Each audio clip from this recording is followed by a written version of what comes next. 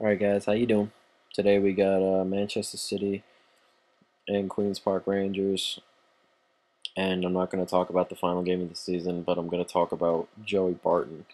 He got a 12-game suspension, okay, for his actions, okay, first for elbowing company, or Lescott, one of the two. He got a straight red for that. That would have been 4 games off the bat because he'd been a multiple offender. And he got 8 games for kneeing Sergio Aguero after that in a following altercation. Now, Queens Park Rangers have kind of been put in a little bit of a pickle, if you would call it that.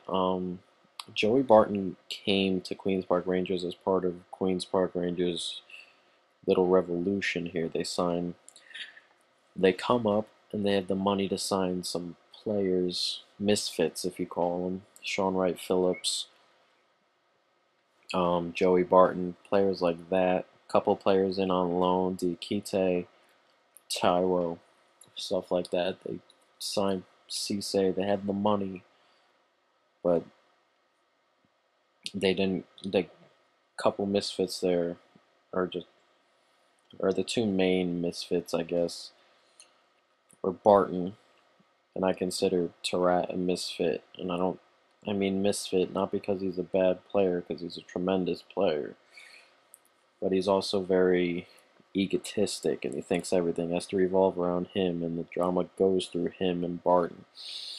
And the problem when you have two players like that is that they can cause the team's problems, okay? You can argue if next term that they don't do as well with Barton's absence. You can argue Barton could cost them if they get relegated, say. He can cost them points in the table. He can cost them games, things like that. And if they would have been relegated that day, and Bolton would have beaten Stoke or whatever, you're talking about so much money. It's unbelievable. And I, I'm a firm believer in that a player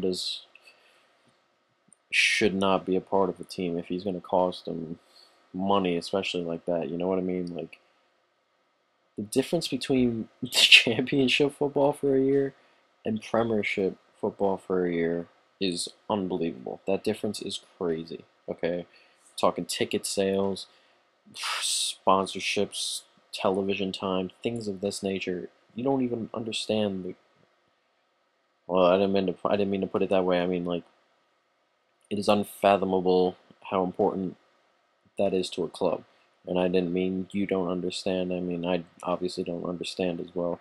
I meant just putting it out there that it's crazy. Okay, no disrespect to anybody, but it is crazy how much a player can cost to his club, and I'm a firm believer in that players like that don't shouldn't be shouldn't be a part of a club like that. And I think Tarat and Barton are capable, or Barton is capable of being that player already, and Tarat is capable of being that player. He's done it a couple times. He's complained. I mean, what he was he started on the bench for like an international game and he flipped out. He's like, I'm never gonna play for them again or whatever. But those players to me shouldn't be a part of the team. And Queens Park Rangers have been put in a bit of a pickle here, you call it, because they want to keep both these players. Okay, they're pretty good players. Tarat's a good player. Barton's a pretty good player, and I would gladly put them on many teams in the Premiership. But Tarat came out and said to Queens Park Rangers, "It's me or him." Okay, somebody has to go, and apparently Tarat is taking this, I guess, as an attention thing or whatever he's saying.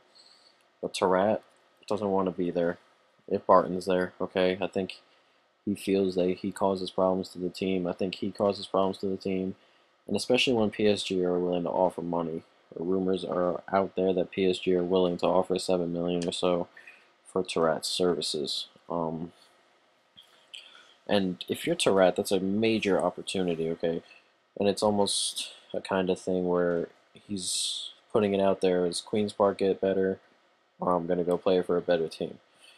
And I think now with all the Lavezzi rumors and things going around of that nature, well, not Lavezzi rumors as of today, I think out of Pastore, I think his girlfriend let it leak that Lavezzi's deal has pretty much been finalized, but this is a once-in-a-lifetime opportunity for Adel Tourette, and I think he just wants to get the most out of his career, whether it be at Queen's Park or at PSG or wherever he may want to go. And I guess I completely understand where he's coming from, okay? But I think if I'm Queen's Park Rangers, I'm getting rid of Barton. I'm getting rid of him. And when he was at Newcastle, he was the same way. And he's just one of those players who's not going to change. He's always going to be the same way. And it's always going to be, he's always going to have temper issues and things of that nature. And I think that's poison to a club. All right, poison. And it was this close causing them a season. Complete season of failure, going down, team players leaving, good players leaving, probably Phillips, probably Tarat, Barton would probably go again. Maybe a couple of the strikers, Bothroyd perhaps, Farlene, I think would probably go. We're talking players gone, and chances are they wouldn't be coming up the next year. And if you don't come straight back up, it gets more difficult and difficult every year to come back up to the Premiership.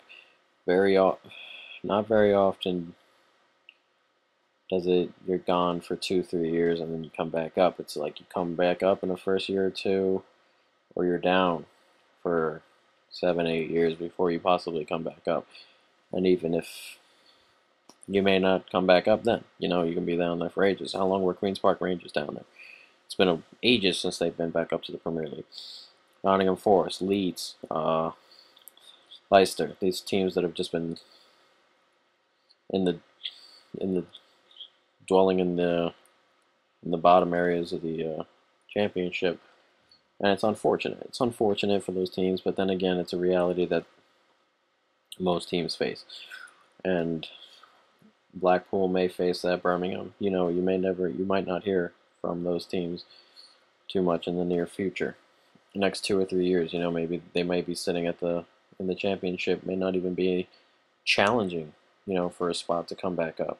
I know Blackpool and Birmingham both made the playoffs, and West Ham are coming back up, but Blackpool and Birmingham, you may not see them for a while. I mean, Swansea and Norwich are looking after Ian Holloway. They want him to come up here and manage one of their teams, and he's such a big part of that Blackpool club. But yeah, I think he was that close to ruining that team. But yeah, Joey Barton, 12-game suspension, which I think for a repeat offender who's always angry, who's always causing problems on and off the pitch, I think that's a bit lenient. I would have given him 15 personally. 15 would have been my number there. And yeah, that would have been my number. But once again, Queens Park Rangers are caught in a situation where they have to get rid of Tarat or Barton. In the comments, let me know what you think of this situation. All right, if it comes down to that, what do you think Queens Park Rangers will do? Do you think they keep one? Do you think they keep both? Do you think they get rid of both? Whatever. But yeah, tell me what you guys think. Uh, I'm interested to know. I like seeking my opinion. I want you guys to give your opinion. We're not here to argue, but we're here to just trade opinions, put us all through a thought process and everything like that, get us all thinking about these situations. But and if you're a Queens Park Ranger fan, I'm interested to know what you think of Barton and what you think of Tourette and all those things. But yeah, as this video comes to an end, Barton 12-game suspension.